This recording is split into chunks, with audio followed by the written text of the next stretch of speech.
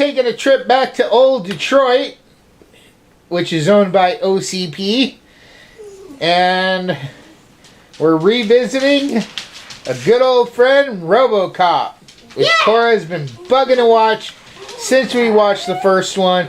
She's been super excited for this. So, what do you remember from the first movie? I remember. Which got copyright claimed. Okay, just for that I'm not gonna say. You gotta say. Come on. Why? Because it was the trailer that copyright claimed us. God forbid we show a trailer, even though they have two movies named RoboCop. Come on, come on, come on. Hey! I'm just gonna tell the end. No, tell the whole quick version of the whole story. Okay, RoboCop was made by somebody who would... OCP? OCP? That's You gotta let me finish what I was saying! Okay, fine, I'll tell it. RoboCop was built by OCP, who took a rookie detective who died in the line of duty, named Alex Murphy, and they turned him into a product because basically they're trying to own the city, and RoboCop basically uncovered some corruption at the top, and one of the main dudes at the top was working with one of the big bad guys, and he instituted a little thing called Directive 4, so RoboCop couldn't arrest him, and then I'll let Cora tell the ending. Yeah, and the only way to go ahead and remove Directive 4 is for him to get fired, and guess what? He got fired. Yep. Which allowed him to arrest the bad Who's guy. him? Allowed who? RoboCop. They should know who I'm saying. When I clearly hit Directive 4... Well, you've just said him. You've said him like for 3 different people. You said it for Dick, you said it for RoboCop, and then you said it for RoboCop again. You gotta say, like, when you're talking about RoboCop, distinguish that you're talking about RoboCop. Yeah, but RoboCop will then West, but... Sit up. RoboCop then West, but... Mal was killed. The one who's being bad. So anyways, who do you think we'll see return? RoboCop, of course! Will it be the same RoboCop or new RoboCop? Same, you can never replace RoboCop. He had to survive. What about his partner? Okay, we might go. Do you think she'll be alive? She has to be. Because at the end, she was in pretty bad shape. And then RoboCop said, they can fix you. They can make it better. They make everything better. Right? Hopefully. Alright. Well, let's just go ahead and march right in and watch RoboCop 2. Bye.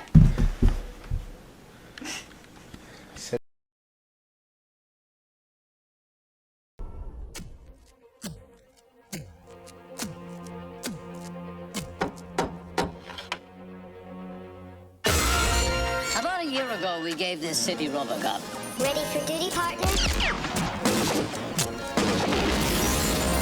Nothing I'd rather do. I think he's worked out.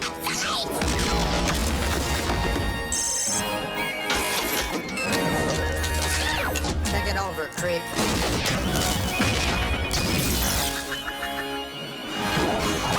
Behave yourselves! Alright, so we just finished RoboCop! I'm not Two. gonna let you finish. I'm not gonna let you finish your sentence. RoboCop 2. Hey! Anyways, so this one, I'm going to be the one telling this one because it was a little bit of a complicated plot, and I want to make sure we hit all the plot elements.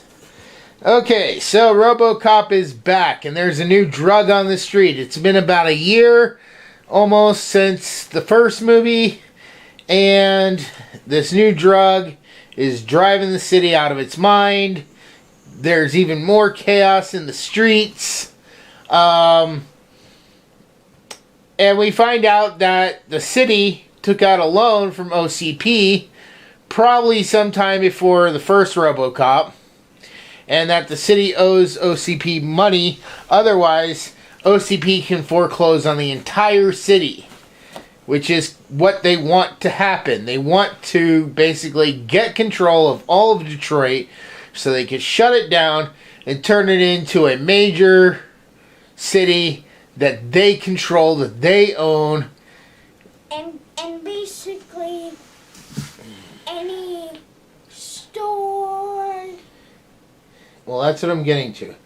They'll control the stores, they'll control the workers, they'll control everything. But they gotta get the city at its lowest point so the city can't pay, and that's exactly what's going on.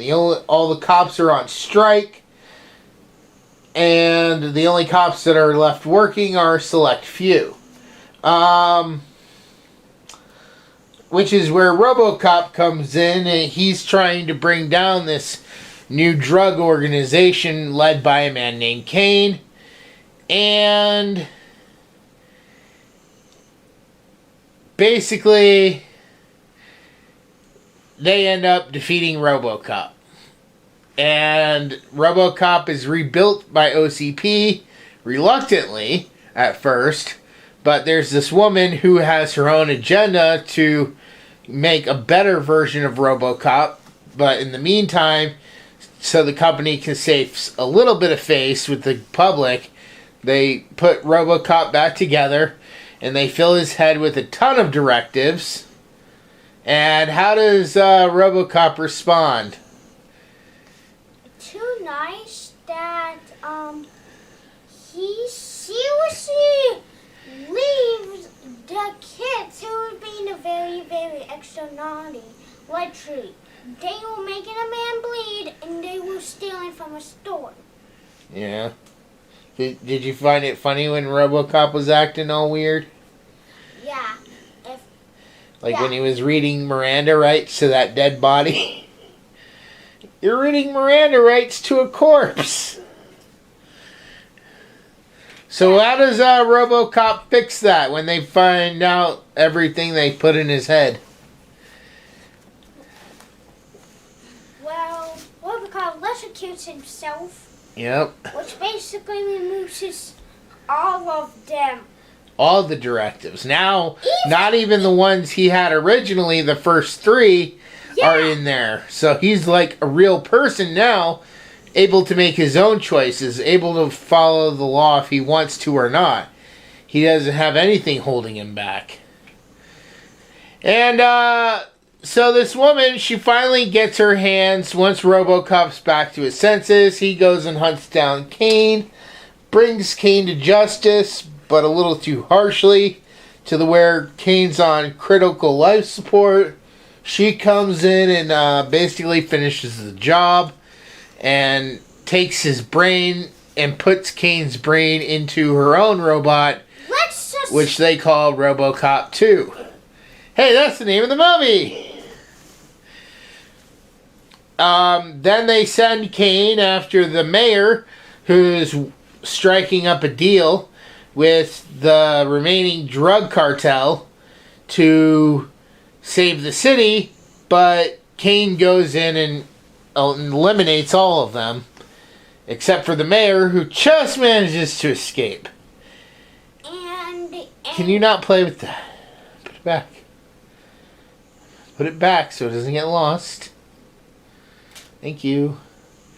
Now, I want to make some interesting notes. The way the city is, and the way the cops are portrayed and everything, even the stuff they want to change about RoboCop, because there's a part where they're talking with this board about what RoboCop could do differently, and they're bringing up all this woke stuff, basically, as we have it today, I'm really starting to think that the person who was writing was either foretelling or predicting what was going to happen. Because a lot of what goes on in this movie really, really reminds me a lot of what we have going on in our world currently. With the culture war and everything, it just took them a lot longer. So I'm wondering if all of this, because, you know, there has always been this underlying assumption that our government doesn't really run things anymore. It's more of a face for big corporations who are really calling the shots, because they're the ones who pay to put presidents in office. And I'm starting to wonder if maybe, possibly, this movie was like someone trying to leak out the truth. Because it just seems really odd how close this hits to reality now. And I know, Cora, I know you don't quite understand that bit, but trust me, it is really hitting close to reality. The world we're currently living in. You have people begging to defund the police. You have racism at an all-time high. You have men going against women. Women going against men. All in the name of gender ideology. And I mean, this is like getting out of control. Just like it was in the movie. It was getting out of control. And even though you had some people trying to stop it, you know, there wasn't enough. Now, hopefully after this, the city got its crap together. But it really does play into what we currently have going on. Yeah, but here's a suggestion that I would like to say. What? They should have, like, not added all of those. Like, they should have added cop stuff. That's what they didn't add. Well, that was the point. That was what they wanted. They wanted to make RoboCop into a woke snowflake. So he wasn't a threat. So people would be angry with RoboCop and wanting a new RoboCop that wasn't like the woke one. And that was the point. That was the point of why they put all that stuff in his head. But anyways, getting back to the point. So finally, towards the end of the movie, RoboCop goes and defeats RoboCop Cain, or RoboCop 2, and yeah, basically then the bad guys, the OCP higher up, he's like, oh, well, you know, what can we do about this? How can we get away with this where we don't get into any trouble? And one of his minions, you know, those two guys are actually from the previous movie, by the way. That guy with the black gentleman with the glasses that worked for OCP and the old man, those were the same two people from the previous movie. Oh. That old man was the one that said, "Nice suit, son, what's your name?" At the end of the movie, the one that said, "You're fired." That guy, the same guy.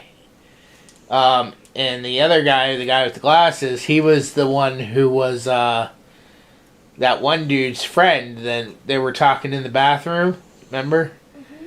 Yeah, so. But basically their plan is they're going to send the woman who created RoboCop 2. They're going to leave her out to dry. She's going to take all the blame. But of course, they're not going to tell her this till it's too late. They're going to gather evidence and showcase evidence that proves she was behind it all. Even though she technically wasn't, but they're going to make it look that way. So that was RoboCop 2. When we come back, we will get our final scores and We'll see you in a little bit. Bye. For thousands of years, the world has been protected by the Guardian of Light, or as he is more commonly known, Santa Claus. Over the centuries, factors such as fear and prejudice, greed and jealousy, misunderstandings, betrayal and war have segregated most humans from the magical world of elves, fairies, wizards, and the like. This has resulted in many misconceptions and generalizations of the true nature of Santa and his world. This 6-book series by Sean Connaughton begins as the current of a long series of guardians is murdered by a group of monstrous enemies recently escaped from an enchanted South Pole prison. These creatures are loyal to the darkness, an evil force determined to exterminate the light in order to enslave all creatures of the world. Shane Connor, an average young man, suddenly finds himself being trained as the new Guardian. As he adapts to his new life among fantastic creatures, he goes on an adventurous quest with a legendary wizard for the ultimate weapon to use against the darkness, and faces murderous enemies like Rasputin, Morgana Le Fay, Krampus, and many more. Along with his best friend Joe Gomez, Shane encounters politics, history, mysterious murders, new loves, his own hidden past, and racial dynamics among the fantasy races that turn out to be all too real. Their adventures reveal the true nature of the world and challenge the current state of how all races interact. This series expertly melds myths, legends, history, faiths, folklore, and secret societies into a fascinating, cohesive, comprehensive world of wonder and magic. From Atlantis to Olympus, from Hades to the moon, and from broomstick races to Christmas deadlines, join the new Santa Claus on his amazing journey. But beware, will Shane's quest achieve his ultimate goal of destroying the darkness and preserving the light of the world? Or is he actually playing right into a plot by dark forces that will result in his, and our, ultimate doom? So make your list and check it twice for the Guardian of Light book series. Download your audiobook or ebook today from Audible, Amazon, or iTunes.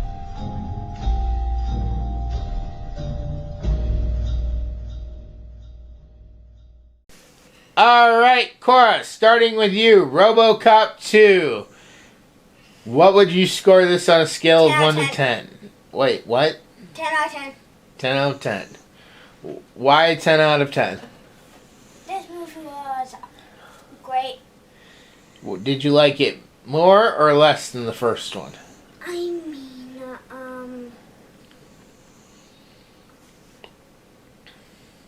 it did not leave without, it did not, it, well, who doesn't love a great movie with explosions?